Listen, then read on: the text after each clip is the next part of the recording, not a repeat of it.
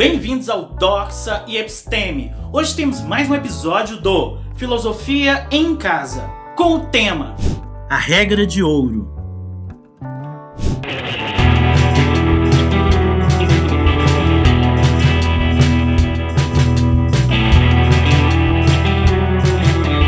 O princípio ético conhecido como a regra de ouro é captada na máxima: faça aos outros o que gostaria que eles fizessem a você. Embora o ditado em si pareça não ter sido usado antes do século XVIII, a ideia subjacente ou grupo de ideias é muito antiga. Aparece de uma forma ou de outra em quase todos os códigos ou sistemas éticos, tanto religiosos quanto seculares. E supõe-se, portanto, recorrer a uma de nossas intuições ou instintos morais mais fundamentais. A regra de ouro é frequentemente associada ao cristianismo. Citada às vezes como a síntese da ética de Jesus, ela figura no Sermão da Montanha. Está ligada a vários aspectos centrais do ensino cristão, como o mandamento de amar os inimigos e amar o próximo como a si mesmo. No entanto, a regra também é proeminente em escritos judaicos e islâmicos, enquanto variações delas ocorrem em textos antigos, tanto gregos como romanos. E ela pode ser encontrada também nos ensinamentos dos sábios orientais, como é o caso de Confúcio. Grande parte do fascínio da regra de ouro está na sua absoluta generalidade, o que explica por que ela tem sido tão ampla e diversamente interpretada e aplicada, isso de acordo com os gostos e necessidades particulares. Suas facetas dominam inclusive a reciprocidade, a imparcialidade e a universalidade. Ao mesmo tempo, a simplicidade da regra a expõe a críticas, de que pouca orientação prática substancial pode ser obtida com a sua adoção. Uma mão lava a outra. Uma razão para o grande apelo da regra de ouro é o seu endosso da ética da reciprocidade, a grande importância da retribuição de um favor ou benefício recebido, encontrado em praticamente todas as sociedades humanas. Levou muitas vezes à obrigação de rito, de ritualizar-se. Entre os gregos micênios, por exemplo, do mundo homérico, a adoção e o recebimento de presentes eram os elementos essenciais nos rituais de hospitalidade, que uniam os laços de amizade e, sobretudo, de lealdade, e assim fomentavam a coesão social. O sábio chinês Confúcio, convidado a dar uma palavra que servisse como guia ao longo de toda a vida, teria respondido: talvez a palavra mais importante seja a reciprocidade. O que você não deseja que seja feito a si mesmo, não faça aos outros. Assim como você deseja levantar-se, ajude os outros a fazê-lo. Assim como você deseja o sucesso, ajude os outros a alcançá-lo. Confúcio, 500 anos antes de Cristo. As razões para a reciprocidade se tornam uma norma quase universal, sobretudo porque é muito fácil de compreender a sua mensagem.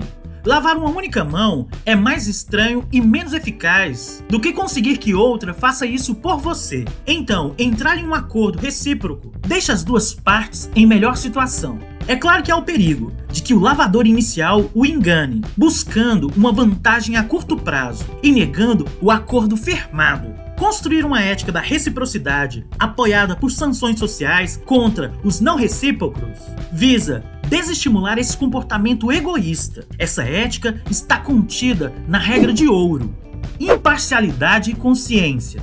A ideia de que é preciso tratar os outros como desejamos ser tratados pode sugerir que você deve dar peso igual aos seus desejos ou interesses e, portanto, que deve se comportar com imparcialidade em relação a eles. Mas, na verdade, isso é muito mais do que a regra de ouro requer formalmente. A regra não exige que você faça aos outros o que eles querem que seja feito, apenas que você trate os outros como você quer ser tratado. Então, eles só serão tratados como quiserem se compartilharem os seus desejos. O máximo que se espera aqui é que você demonstre consistência em seu comportamento e não imparcialidade. Um egoísta que deseja perseguir o próprio interesse segue a regra e age consistentemente em recomendar aos outros que façam o mesmo. O masoquista que deseja que os outros lhe infrinjam dor segue a regra e age consistentemente ao infringir dor aos outros, quer gostem ou não. A regra de ouro por si só não pode produzir necessariamente conclusões morais substantivas.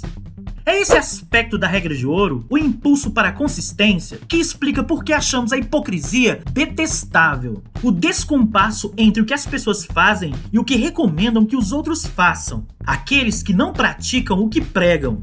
Como político adúltero que pontifica os valores familiares, o que é, obviamente, absurdamente censurável, porque, entre outras coisas, evidencia a sua inconsistência. Tudo o que quereis que os homens vos façam, fazei vós a eles. Esta é a lei dos profetas. Jesus, Sermão da Montanha, 30, DC. O ouro manchado. Então, a regra de ouro não é uma panaceia moral. A sua ambiguidade tem permitido que as pessoas leiam nela o que desejam encontrar e façam pesadas afirmações que dificilmente podem suportar. Mais regra prática do que regra de ouro. Ela tem, no entanto, um lugar na base do nosso pensamento ético. Um antídoto útil contra a cegueira moral que aflige muitas pessoas. Pessoas essas que sobrepõem os seus próprios interesses aos interesses da coletividade. Toda a moralidade humana está contida nestas palavras. Faça os outros tão felizes como você gostaria de ser, e nunca os sirva de maneira inferior a que você mesmo seria servido. Marquês de Sade, libertino francês, 1782. Os filósofos sobre a regra de ouro. O apelo da regra de ouro é tão geral que é fácil encontrar seus sinais mais ou menos implícitos nas obras da maioria dos filósofos morais. Kant declarou que a regra de ouro era trivial demais para se qualificar como uma lei universal, ainda que a sua impressão seja clara no princípio fundamental da sua ética, o chamado imperativo categórico, que, como sabemos, é a base do seu sistema ético. Haja apenas de acordo com uma máxima que você, ao mesmo tempo, possa desejar que se torne uma lei universal. O filósofo vitoriano John Stuart Mill reivindicou a regra de ouro para o utilitarismo, afirmando que, na regra de ouro de Jesus de Nazaré, lemos o completo espírito da ética da utilidade. Ok, por hoje é só. Caso você tenha gostado, dê um like, assine o canal e compartilhe com os amigos. Todo comentário é bem-vindo. Forte abraço e vitória sempre!